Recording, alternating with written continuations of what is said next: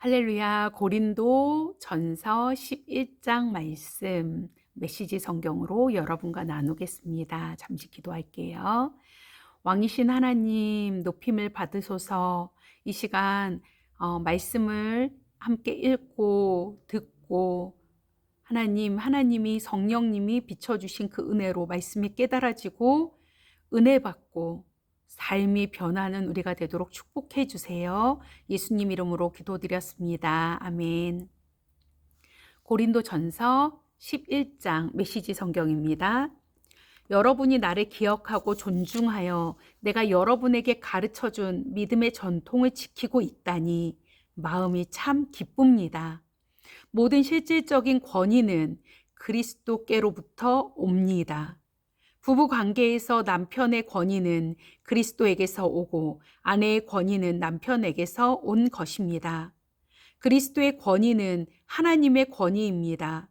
그리스도의 권위를 존중하지 않으면서 하나님과 대화하거나 하나님에 대해 말하는 사람이 있다면 그는 그리스도의 명예를 실추시키는 자입니다.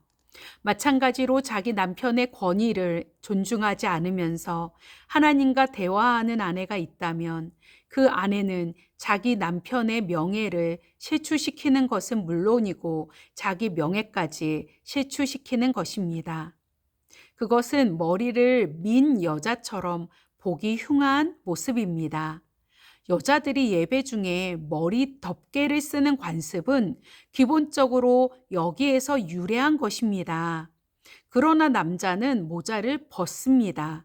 남자와 여자는 너무도 빈번하게 머리를 맞대고 충돌하지만 그 같은 상징적 행위를 통해 자신의 머리를 우리의 머리 되신 하나님께 복종시키는 것입니다. 그러나 여기서 남자와 여자의 차이를 너무 확대해서 해석하지는 마십시오. 남자나 여자나 누구든지 혼자 힘으로 살 수 없고 누가 먼저라고 할 수도 없습니다. 남자가 하나님의 아름답고 빛나는 형상을 반영하여 먼저 지어진 것이 사실이지만 그때 이후로 모든 남자는 여자에게서 나왔습니다. 사실 모든 것이 하나님께로부터 온 것이니 누가 먼저냐를 따지는 일은 이제 그만둡시다. 여러분은 이 상징 속에 무언가 강력한 것이 있음을 인정하지 않습니까? 여자의 아름다운 머리카락은 하나님께 경배하며 기도하는 천사를 생각나게 하고 경건한 마음으로 모자를 벗은 남자의 머리는 순종하는 가운데 기도하는 모습을 연상시키지 않습니까? 나는 여러분이 이 문제로 논쟁을 벌이지 않기를 바랍니다. 하나님의 모든 교회는 이런 문제로 논쟁하지 않습니다. 나는 여러분만 예외인 것처럼 고집 피우지 않기를 바랍니다. 다음 문제에 관련해서는 내 마음이 조금도 기쁘지 않습니다. 여러분이 함께 모일 때 여러분의 가장 좋은 모습이 아니라 가장 나쁜 모습이 드러나는 것으로 알고 있습니다. 첫째, 여러분이 서로 갈라져 다투고 비난한다는 소식이 들려옵니다.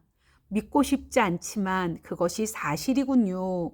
그 문제에 대해 내가 할 수 있는 최선의 답변은 조사 과정에서 진실이 드러나고 가려지리라는 것입니다. 또한 여러분은 예배를 드리러 와서도 서로 갈라진 채 있다고 하더군요. 한자리에 모여서 주님의 만찬을 나누기는커녕 오히려 밖에서 많은 음식을 가져와 돼지처럼 먹는다고 하더군요. 그래서 어떤 사람은 따돌림을 당해 아무것도 먹지 못한 채 집으로 돌아가고 어떤 사람은 걷지 못할 정도로 술에 취해서 실려가기까지 한다더군요. 믿을 수가 없습니다. 여러분에게 먹고 마실 집이 없습니까? 여러분이 창피한 줄도 모르고 하나님의 교회를 모독하다니 어찌 된 일입니까? 여러분이 하나님의 가난한 사람을 모욕하다니 어찌 된 일입니까? 나는 여러분이 창피한 줄도 모른 채 그런 짓을 하리라고는 믿고 싶지 않았습니다.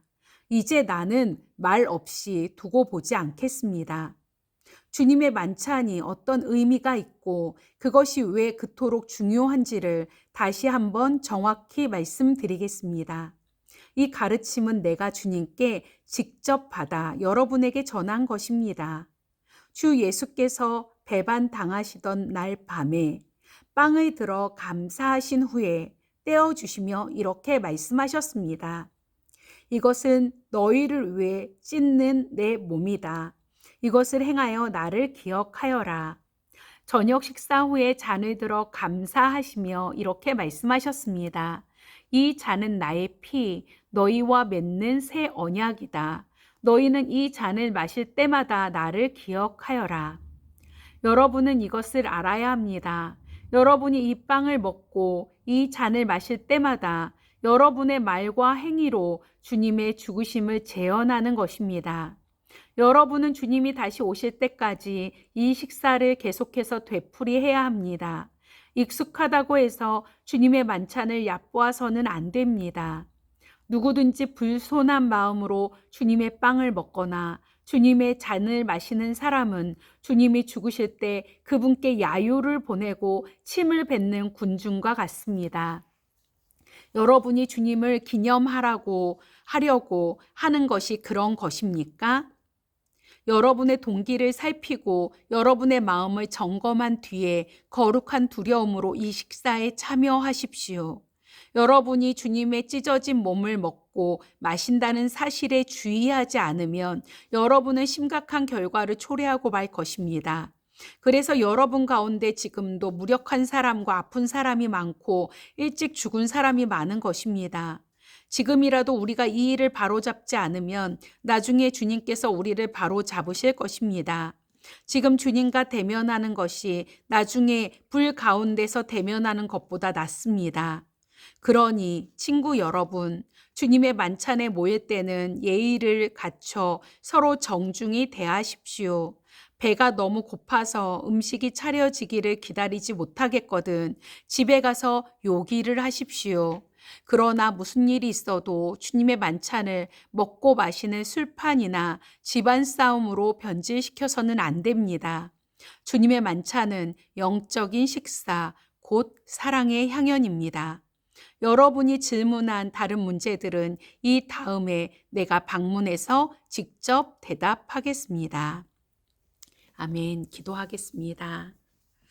하나님, 주님이 직접 몸을 찢어 우리를 구원하여 주신 그 구원의 은혜를 기억하며 성만찬에 경솔한 마음으로 생각 없이 참여하는 일이 없도록 주님 도와주세요.